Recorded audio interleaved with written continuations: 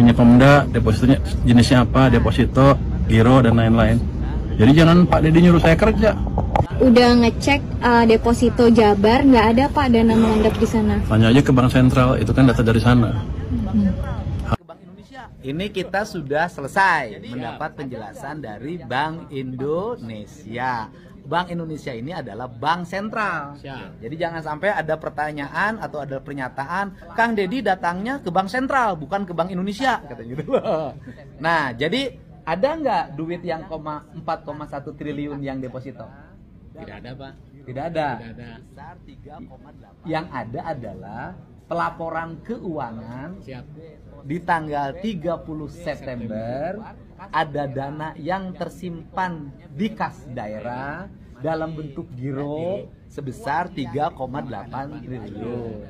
Sisanya dalam bentuk deposito BLUD di luar kas daerah yang menjadi kewenangannya BLUD masing-masing. Jadi uang yang diendapkan itu tidak ada. Tidak ada. Karena uang yang 3,8 triliun ini hari ini sudah dipakai untuk bayar proyek, gaji pegawai, belanja perjalanan dinas, belanja bayar listrik, belanja bayar air, belanja para pegawai outsourcing, ya kan? Jadi saya merasa gak enak nih. Soalnya tadinya mau ada lowongan sekda, sekarang ini tidak ada. Jadi ada nggak duit 4,1 triliun tersimpan? Saat ini tidak ada. Tidak ada.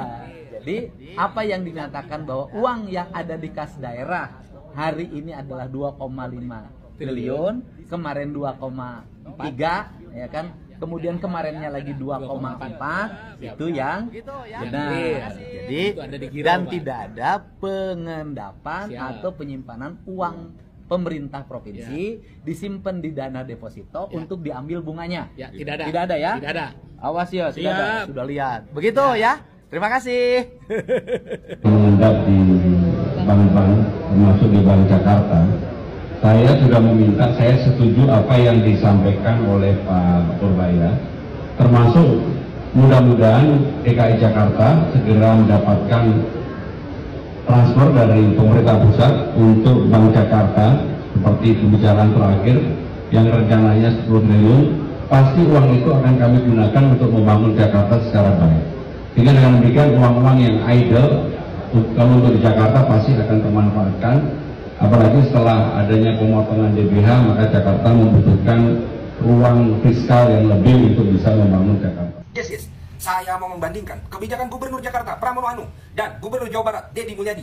Manakah di antara mereka yang benar-benar membantu rakyat dan mana di antara mereka yang malah membebani rakyat? Kita mulai dari Gubernur Jakarta. Pramono Anung telah memperluas program Kartu Jakarta Pintar menjangkau lebih dari 700.000 penerima manfaat pada 2025. Ini bukan sekedar angka. Program ini memberikan akses pendidikan gratis termasuk untuk atlet muda, berprestasi dan bahkan perluasan KJMU hingga jenjang S2, S3 serta studi di luar negeri bagi rakyat kecil seperti keluarga buruh dan pedagang kaki lima. Ini berarti beban biaya sekolah berkurang drastis. Pramono memastikan pencairan tepat waktu, bahkan dipercepat sebelum lebaran, membantu ribuan keluarga memenuhi kebutuhan dasar tanpa hutang. Pendekatan ini langsung menyentuh akar masalah kemiskinan, memberdayakan generasi muda tanpa meminta jasa dari rakyat. Di sisi lain, Gubernur Jawa Barat Deddy Mulyadi meluncurkan gerakan Rereongan Po Ibu, di mana ia mengeluarkan surat edaran yang menghimbau ASN, anak sekolah, hingga warga biasa untuk menyisihkan Rp1.000 per hari sebagai donasi. Tujuannya katanya untuk membantu kebutuhan darurat di pendidikan dan kesehatan. Namun, himbauan ini menuai kontroversi, di mana warga merasa ini seperti pungutan baru yang membebani, terutama di tengah inflasi dan biaya hidup yang tinggi. Bayangkan, ASN yang gajinya sudah dipotong pajak, anak sekolah yang mungkin dari keluarga kurang mampu, dan warga desa yang hidup pas-pasan diminta kontribusi harian. Apakah ini solidaritas sukarela atau justru tambahan beban yang bisa menekan ekonomi rumah tangga?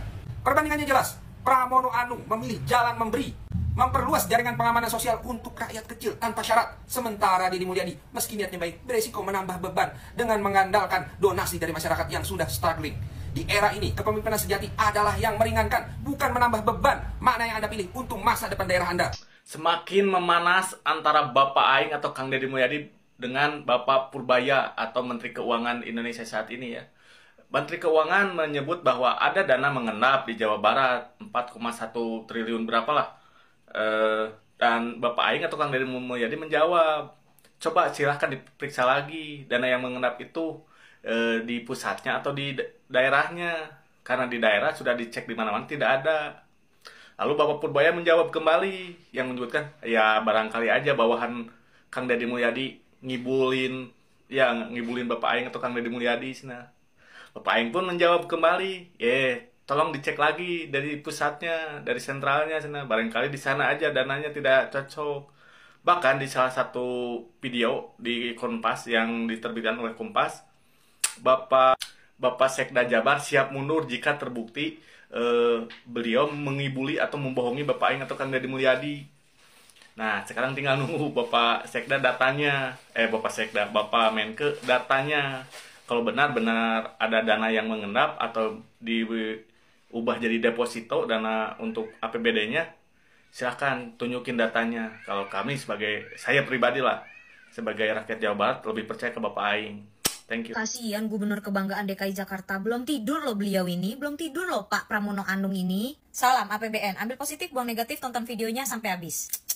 Gue bener-bener kasihan banget nih sama Gubernur Kebanggaan DKI Jakarta gitu ya, Bapak Pramono Anung gitu ya. Saking berdedikasinya untuk rakyat DKI Jakarta gitu ya, untuk warga DKI Jakarta dan sekitarnya gitu.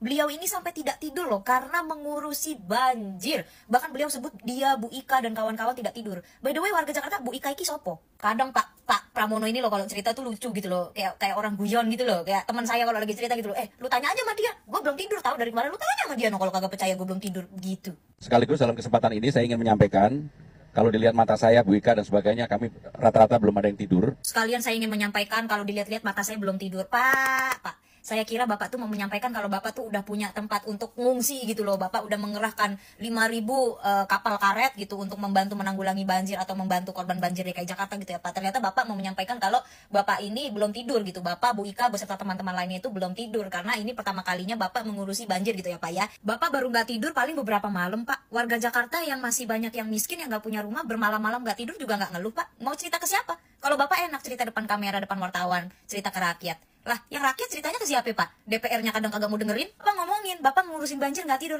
Pak, itu yang korban banjir juga kagak tidur, Pak. Lagi gotong-gotongin kasur, Pak. Gotong-gotongin kasur, nih kasur gue mau taruh di mana nih? Kulkas gue gimana nih? Ini kulkas udah kerendam, mesin cuci kerendam nih gimana nih? Ini kasur gue mau dikeringin gimana nih? Gimana nih konsepnya, Pak? Emang Bapak pikir yang nggak tidur cuma Bapak, Bu Ika, dan teman-teman, Pak? Jadi pokoknya Bapak Pramono ini baru pertama kali menanggulangi banjir, ya kan? Baru menjabat 4 bulan gitu, Pak. Tapi, ya, Pak Pramono, Pak. Halo, Bapak. Bapak kan hidup lebih dulu dari saya, Pak. Bapak kan berarti udah di Jakarta lebih dulu juga daripada saya, Pak. Bapak kan tahu kalau permasalahan di Jakarta itu rata-rata cuma 2, banjir sama macet, Pak. Kenapa baru diprioritasinnya sekarang, Pak? Kemarin-kemarin kemana aja, Pak? Kenapa baru mau dikeruk dan dijadikan prioritas utama itu sekarang, Pak? Kemarin-kemarin kemana? 4 bulan kemarin kemana? Wacana doang, Pak. Enggak digeruk-geruk itu, Pak. Wacana doang digeruk gitu. Giliran udah banjir begini baru mau digeruk gitu, Pak. Bagaimana sih, Pak? Terus katanya Gubernur DKI Jakarta Bapak Pramono Anung gitu ya, ini tuh terjadi tuh secara bersamaan gitu. Jadi ada banjir kiriman, terus curah air hujannya juga deras dan bibit airnya juga banyak gitu ya. Terus air permukaannya juga naik gitu. Jadi semuanya bersamaan brak gitu ya, kayak permasalahan hidup rakyat gitu ya, say. Padahal dulu ya Pak, ini saya bukan bermaksud membandingkan ya Pak, tapi saya ngomongin kenyataan aja. Dulu gitu ya, daerah-daerah yang biasanya banjir itu tiba-tiba nggak banjir lagi Pak waktu kepemimpinannya Bapak Ahok gitu ya Pak. Ya, ini saya bukan ngebanding-bandingin loh Pak. Ini memang ada di berita-berita dan memang nyata gitu di kalangan masyarakat gitu. Ya saya berharap Pak Pramono ini kan baru ya menjabatnya ya, baru 4 bulan ya. Tapi semoga untuk kedepannya Bapak bisa lebih baik daripada Pak Ahok tentunya. Tapi sekali lagi seharusnya jangan hanya menyalahkan pemerintah, apalagi jangan hanya menyalahkan gubernur. Ini Pak Pramono pasti setuju sama saya nih ya Pak ya. Karena mau bagaimanapun gitu ya, kita sebagai rakyat itu juga punya responsibility gitu. Kita juga punya tanggung jawab. Jangan membuang sampah sembarangan, jangan membuang limbah sembarangan, jangan menyebabkan banjir dan segala macam, bangun bangunan ini itu segala macam. Tapi pembangunan paling banyak kan pembangunan dari pemerintah ya Pak. Maaf keceplosan Pak, maksud saya pembangunan untuk pemerintahan itu, tapi kan untuk rakyat ya Pak ya. Walaupun kadang subsidinya pembangunannya suka salah sasaran gitu, suka kurang tepat sasaran gitu ya Pak. Tapi nggak apa-apa, itu kan upaya pemerintah dalam membangun infrastruktur ya kan. Kan dari rakyat untuk rakyat Pak, walaupun kadang rakyat juga bingung buat rakyat yang mana. Nah lu kok kalau sudah kayak gini gimana kok rasanya kok? Eko Widodo orang DKI mau keluar rumah, mau belanja, mau aktivitas, mau kerja gak nyaman kan kok? Nah, alhasil ingat kok, di dunia kenege bakal kapangi jeung karasa ganjaran nyata dari hasil perbuatanmu sendiri. Pepatah mengatakan mulutmu adalah harimaumu, dimana kamu sudah cipta kondisi yang bikin resah rakyat Jawa Barat dengan ujaran-ujaran dan berita hoak yang kamu tujukan dan kamu sampaikan kepada Gubernur Jawa Barat KDM Bapak Aing. Maka dalam kesempatan ini ingin menyampaikan pesan moral 2 hal saja. 1, perlakukan dan pergunakanlah media sosial dengan arif dan bijaksana sesuai dengan porsinya, sesuai dengan asas manfaat dan peraturan yang berlaku. Yang kedua, tetaplah kritis terhadap pemerintah, para pemangku kebijakan, para pemimpin-pemimpin di negeri ini sebagai wujud rasa dan tanggung jawab kita selaku warga masyarakat yang baik dan sayang terhadap negara kesatuan Republik Indonesia. Itu saja mungkin yang bisa saya sampaikan pesan moralnya. Salam waras selalu, panginten hatur nuhun kang sadaya.